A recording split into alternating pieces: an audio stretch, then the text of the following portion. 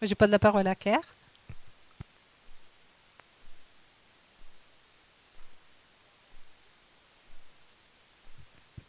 Je pense que Maribel a déjà dit beaucoup de choses. Je vais revenir un peu quand même sur cette aventure pour mon équipe et pour moi. Donc l'introduction de Nao dans nos pratiques, c'était vraiment une première. Et donc au départ, on était complètement novices. On avait aucune connaissance sur le robot. Et donc pour remporter l'adhésion déjà de mon équipe, je me suis dit, pour casser un peu les a priori qu'on avait, qui sont des préjugés figés en fait sur quelque chose qu'on peut lire entre les rapports entre l'homme et la machine, des représentations toutes faites qu'on a. Je me suis dit, je vais leur faire vivre une séance, mais sans leur dire, voilà, on va s'embarquer dans un projet. Et donc, la première approche qu'on a eue, enfin, qu'ils ont eue, c'était de vivre avec un ingénieur et quelqu'un de leur équipe une rencontre avec Nao. Et je pense qu'ils ont été conquis, pas tous. Et j'ai laissé le choix en fait de leur adhésion et de leur implication dans le projet, parce que c'était une implication assez lourde. Ensuite, quant au lieu d'intervention et d'interaction du robot, je leur ai proposé de choisir des univers différents, mais des activités dans lesquelles ils se sentaient à l'aise et pour lesquelles ils pensaient qu'il y avait une utilité et un intérêt. Parce qu'en fait, comme l'a dit Maribel, au départ, on partait un peu de rien. Et il fallait. Donc, on avait déjà nos ateliers. Les ateliers existaient déjà, mouvement et détente, donc à travailler sur le corps, sur la relaxation, etc. L'atelier d'écriture, un travail de création à partir d'un texte, de co-création collective à partir d'un texte, d'une chanson ou d'un auteur contemporain ou non. Et puis, le quiz musical qui était un peu un intermédiaire entre de la reconnaissance de chansons, de l'évocation de souvenirs, toujours autour de la musique. Donc en réalité, il a fallu créer des séquences et on a beaucoup réfléchi à ça. Ce qui était très intéressant, c'est d'avoir plusieurs équipes parce qu'on confrontait des points de vue différents. Il y avait d'une part le point de vue de l'étude où il cherchait quand même à démontrer l'intérêt de l'intégration NAO avec des questionnaires, etc., ce qui nous laissait dans une approche assez cartésienne et ce qui était bien pour nous. Et puis le côté animation où on cherchait à créer et où on s'essayait en fait à un équilibre entre l'intervention de NAO au sein des ateliers et la présence de l'animateur.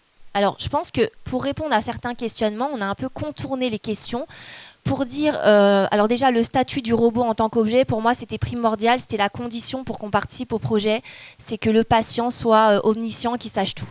Je pense qu'on a affaire, comme je le disais tout à l'heure, à nos aînés, à des adultes, et au départ on leur dit tout. Le problème, le questionnement vient du fait que eux, ils choisissent de l'oublier, alors volontairement ou involontairement par rapport au public qu'on accueille évidemment. Et donc, ils se lancent quelque part dans une relation très affective euh, dont on ne peut pas complètement gérer finalement l'intensité. Il y a chez les personnes qu'on accueille une solitude quand même qui est très importante, une volonté aussi et un besoin de communiquer, de reconnaissance, d'affection qui n'est pas comblé. Et donc du coup, voir un robot, même humanoïde, s'apparente à un pas un enfant, mais c'est vrai qu'il a la physionomie d'un enfant, en tout cas de quelqu'un ou de quelque chose qu'on a envie de protéger, qu'on a envie d'approcher, parfois de prendre dans les bras, etc.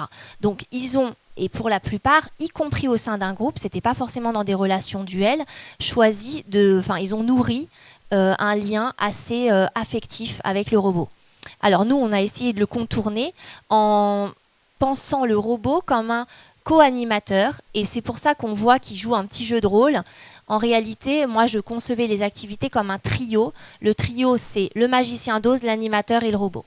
Et en réalité, s'il y a une complicité entre le magicien d'Oz et l'animateur, eh bien, Nao entre dans un jeu, alors qu'il ne maîtrise pas, vous me direz évidemment c'est un robot, mais qui, dont il est un des partenaires et non pas forcément au centre. Ce qui permet de garder un certain recul pour les patients qui en fait assistent et participent à l'atelier. Voilà, c'est un peu comme ça qu'on a géré ce côté objet et cet attachement au robot. Quoi qu'il en soit, Naos a vraiment agi comme un déclencheur d'émotions, de rire, parfois de larmes. Et je dirais que, alors là, ça m'a beaucoup questionné personnellement, parce qu'il y avait des confidences très très intimes et très fortes. Là, on en voit une, mais encore, c'est pas la plus marquante. Il y a des moments où vraiment, il y avait aussi des moments individuels où en fait, on prolongeait ces ateliers par des rencontres. J'en parlerai après parce qu'on a eu la chance d'avoir aussi un autre regard. Et là, les gens se confiaient très intimement. Alors, ça s'explique parce que parfois, il est plus facile de se confier à quelqu'un de totalement neutre. Et Nao est, je pense, pour eux, un objet qui ne juge rien. Et ça, c'est très important. Et je pense que c'était aussi une façon détournée de se confier à ceux qui étaient présents, mais sans en avoir l'air. Vous voyez ce que je veux dire? Si je parle à un objet, mais que tout le monde m'entend, ça sera moins impudique quelque part et j'aurais peut-être plus de facilité à le faire et je pense que c'est comme ça que pour moi que ça a été vécu. Mais ça m'a beaucoup questionné. Je me suis dit, mais ces gens sont dans un tel désarroi qu'à des moments, on leur propose une interaction avec un robot et là, ils se confient des choses très très lourdes de sens. Donc c'est vrai que voilà, c'est questionnant humainement en tout cas.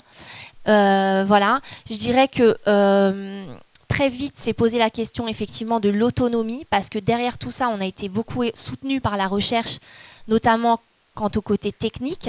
Et il y a un effet pervers qui fait qu'on a envie d'aller vers la spontanéité de réaction du robot parce que c'est ce qui fonctionne le mieux. Et pourtant, plus on le fait réagir, comme disait Maribel, spontanément, plus il s'humanise. Donc, quelque part, on rentre nous-mêmes dans notre propre paradoxe et notre propre... voilà, c'est un peu le serpent qui se mord la queue. Voilà. Mais c'est toute la magie, quelque part, de l'imaginaire aussi des séances. Et après, ça ne les empêche pas de dire, comme l'a dit la patiente, c'est une machine. Mais elle rajoute, il est intelligent et comprend tout. Et là, voilà. Vous voyez, c'est toute l'ambiguïté, en fait. Après, pour cette rencontre avec le robot, je dirais qu'on a bénéficié aussi d'un troisième regard, puisqu'il y avait un processus de co-création auquel ont participé les patients avec un réalisateur donc, qui a suivi et qui a produit le film L'homme et l'année du robot. Voilà, merci beaucoup. Yves Gély, j'ai vu tout à l'heure qu'il était là, je ne sais pas s'il est toujours là. Et du coup, c'était aussi intéressant d'avoir un troisième regard, un œil artistique où, à la fin, il a choisi à la fin de cette expérience d'avoir un parti pris où il s'agissait pour lui vraiment d'une rencontre entre les patients et finalement le robot dans différents univers. Et nous, ça nous amenait d'autres types de réflexions. Parce que nous, on était vraiment dans le positionnement du professionnel vis-à-vis de l'intégration du robot. Voilà. Quoi qu'il en soit, les animateurs en sont sortis quand même, je pense, avec pas mal de difficultés, mais en demande de formation. Et ils ont suivi une formation pour se familiariser et pouvoir gérer eux-mêmes le magicien d'Oz. Et donc en étant tour à tour animateur ou magicien d'Oz. On n'a pas encore tout exploré. Je pense que c'est un outil qui est très très large et qui permet...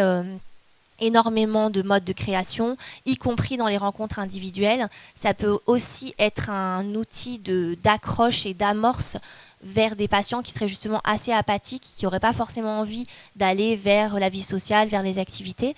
Ça peut être un bon moyen de rencontre et d'attrait, je pense. Mais le frein, c'est que le maniement de l'outil n'est pas si simple que ça. Donc, il ne faut pas minimiser ça parce qu'on aurait pu dire, tiens, les services civiques montent avec Nao, etc. Non, parce qu'il faut quelqu'un derrière qui soit suffisamment aguerri pour faire en sorte que ce soit attractif et ludique, joyeux. Voilà.